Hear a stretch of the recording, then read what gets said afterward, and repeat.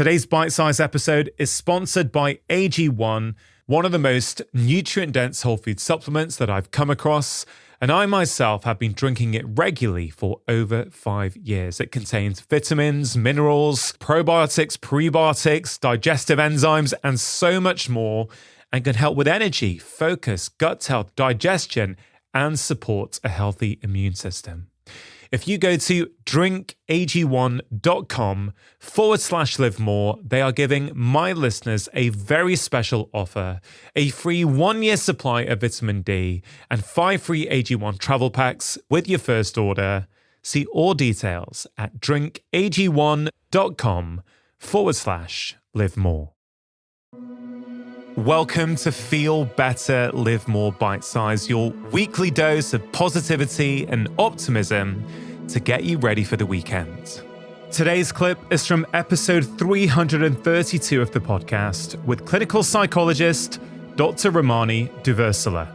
In this clip, she explains why perfectionism, social comparison, and not living in alignment with our values are common forms of self-sabotage. And she shares some practical solutions to help overcome them. Perfectionism is a particularly nasty part of the self-sabotage cycle because it's setting a bar you will never reach. Nothing is perfect, right? So just by setting a perfectionistic standard, you've already lost. You'll never get the thesis written. You'll never get the dinner made properly. Nothing's ever going to be enough. And because it's impossible to be perfect, people who are high in perfectionism really do exhaust themselves. And I think, unfortunately, we're talking about social comparison. The way the world is set up these days, you could be a perfect parent and a perfect worker and have a perfect house, and your refrigerator can be perfectly organized, and you can have a perfect wardrobe and a perfect body. Like that, those are always being touted as possible standards. And so because it's like, well, I could have a better body. I could have a more organized refrigerator. I could have a cleaner house or a more successful career. People are always pushing themselves. Perfectionism, what it does is it pushes people out of the moment. You're never staying present in the moment because there's always something else you could be doing because there's no way to achieve that state. You're running after a constantly moving goalpost. You're never going to reach it. Yeah, the way I've seen it with patients is, I don't know, something as simple as, yeah, doc, I'm going to start running. I think that's going to be really good for me. And 2 months later, they still haven't done anything because they're still researching the best shoe or the right running gear or the correct type of workout to do, when just go for a 10-minute run around the block is probably the best thing they could do to get started. So I see this very much, through the lens of health. When people are trying to engage in health promoting behaviors, I think they do self-sabotage with this perfectionist ideal, this unattainable ideal. What's the solution for that person? Or what's, it's not easy to just click your fingers and go, oh, I'm not going to be a perfectionist anymore. I think it's often, it signifies something deeper underneath. But for someone who that resonates with, how can they start to think about it? How can they start to try and change it? Well, part of it is the tolerance of the discomfort of not being perfect. Does that make sense? Is that the idea of things not being perfect can literally bring up anxiety in a person. So in a way, you'd almost use some of the principles we'd see in the treatment of obsessive compulsive disorder, that idea of exposure with response prevention, which is be in imperfection for a minute. Like, we're just going to hand that in like that. We're going to have people over, and there's still going to be some laundry in the corner. Let's see how that feels. And the person will say, I feel like I'm actually about to have a panic attack, but say, okay, we're still going to do it. You're going to be fine. Even if you have a panic attack, it'll be fine. And then afterwards say, what was that like? And because again, what is it with OCD that people engage in the exposure? They recognize they're exposed to whatever the thing that they're afraid of without being able to do their compulsive behavior. And they're still standing when it's over. They're very uncomfortable, but they're still standing. They're like, okay, you're right. Nothing terrible happened. And it's that idea of nothing terrible happens when the perfect thing doesn't happen. This goes back to your earlier point of why, in the case of things like illness or other sort of really bad things that befall a person, why we sometimes see a correction, that actually pushes back on perfection. When the whole world kind of comes crashing down on you, right? People are getting sick and jobs are getting lost and might even be losing their homes. Perfection kind of, you're just trying to stay alive. And those moments of survival can just be where some of that stuff almost kind of gets broken off and it just kind of goes away. But it is just the tolerating that discomfort. It's not easy to do because people are never going to run into discomfort is definitely one piece of it.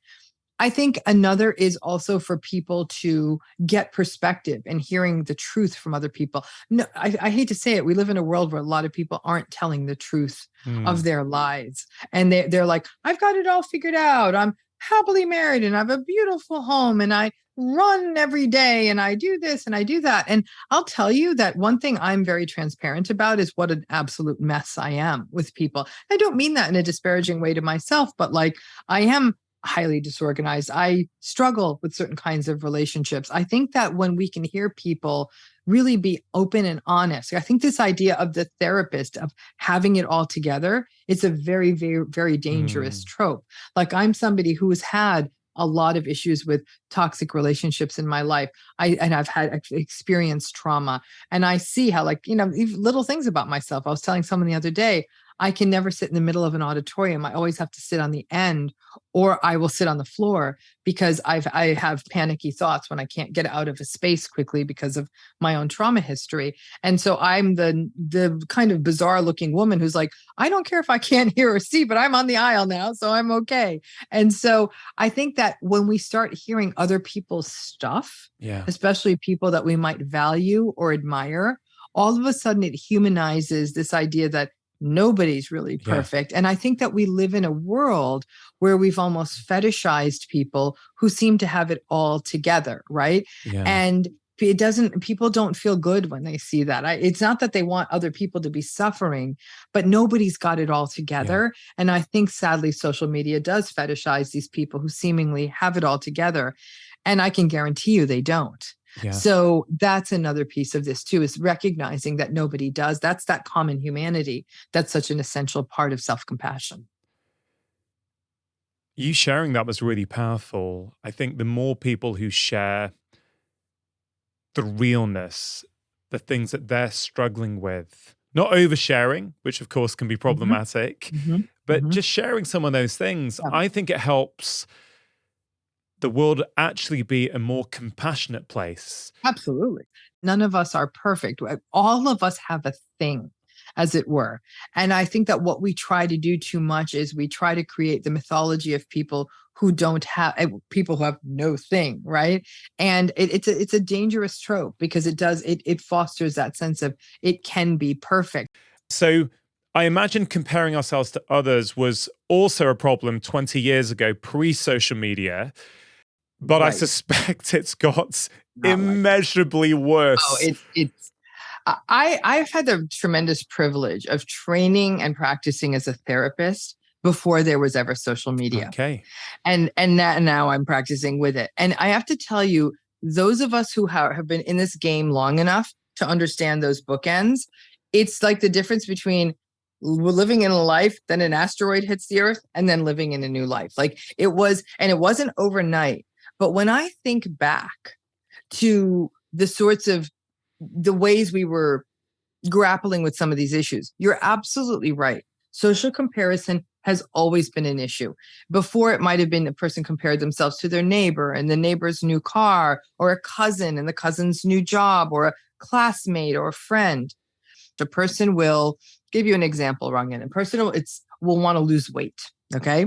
And they'll go on social media ostensibly for inspiration and look at these people who have these dramatic weight loss stories, even their friends who are getting up every morning and doing some CrossFit, and then they're showing their smoothie they made for breakfast. And then this person simply isn't able to do that for whatever their reasons are. They may be very real, practical reasons, but as they see their friends' success on social media at weight loss or even parenting is another great example. A person might be a parent of young children and feel like I'm failing at this every day. And yet they see their friend with their perfectly coiffed children and saying, Yeah. I'm a failure. And so looking at that will make a person say, I don't even know why I should try. That's another example of self-sabotage. But now, though, the focus of comparison is everybody in the world that you might identify with. Even if a mother with a small child, you might live in Los Angeles and the mother of that small child might live in Boston. You identify with them as being a mother of a small child, much like you would a friend with a small child. The difference is this is a very different person than you, and yet you're comparing yourself to them on that one key similarity, right?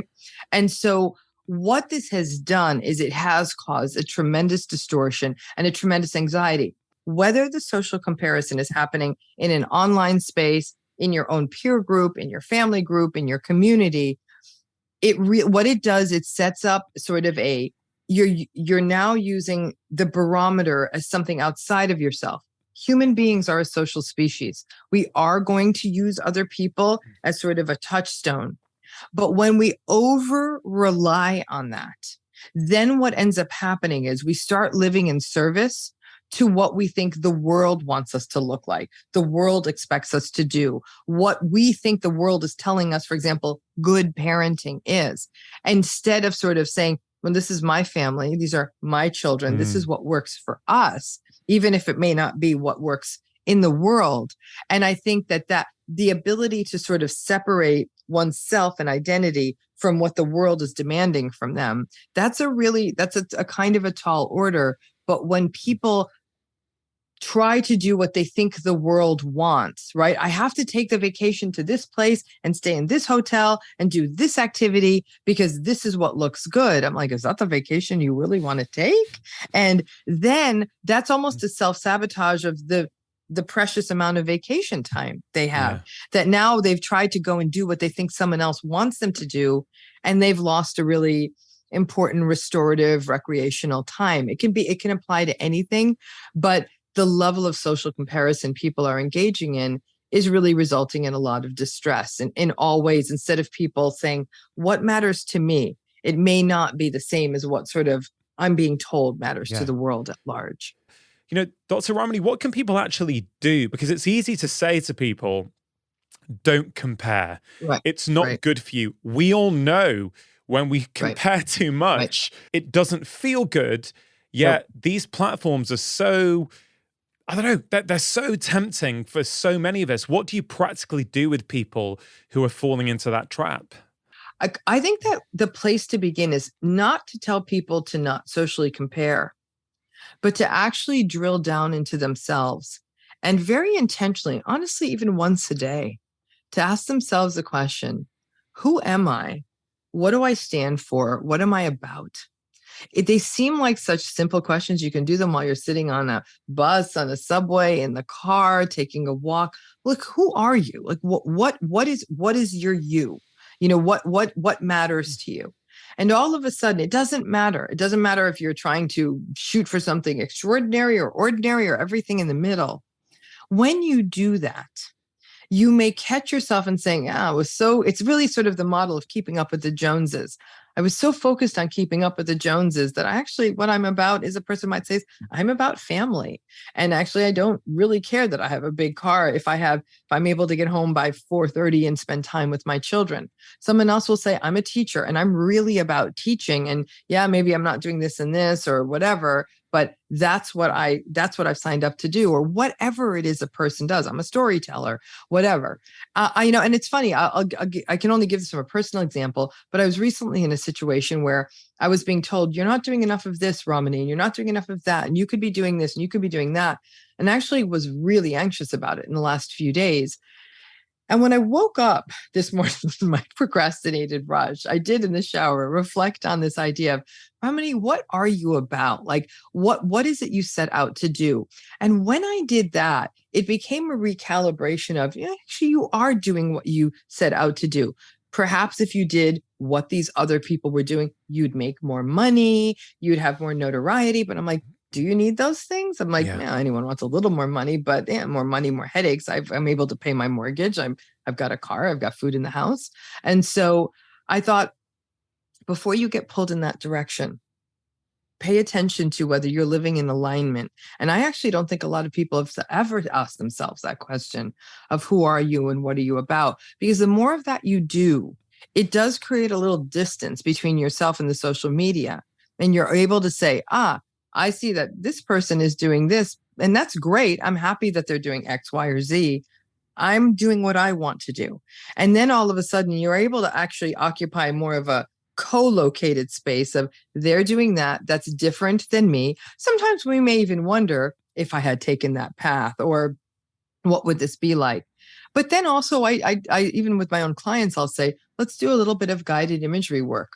Work it as a mental experiment. Take it out in your mind. If you had those other things, like even if I'm saying, oh, if I had more notoriety or more money, then how would that pull me off my original mission? What would my day-to-day life look like? Is that what I really want? Yeah. The old adage goes, be careful what you wish for, you might get it. And so I think that kind of mental work on one's self, we are so focused on other. What do I look like to the world? That many people aren't asking themselves a simple existential question of, what are you about? Yeah. And then once you start doing that and you become your reference point, even when you get pulled, and we all do, like that person's got it together. Whoa, that's a really nice house. Or how do you have so much time to travel? You then start seeing yourself within the context of your own life, what you stand for, what you are about. That I think is something that people aren't doing enough. And then if you want to look at social media, you'll be potentially looking at it through new eyes. Hope you enjoyed that bite-sized clip. Hope you have a wonderful weekend, and I'll be back next week with my long-form conversation on Wednesday and the latest episode of Bite Size next Friday.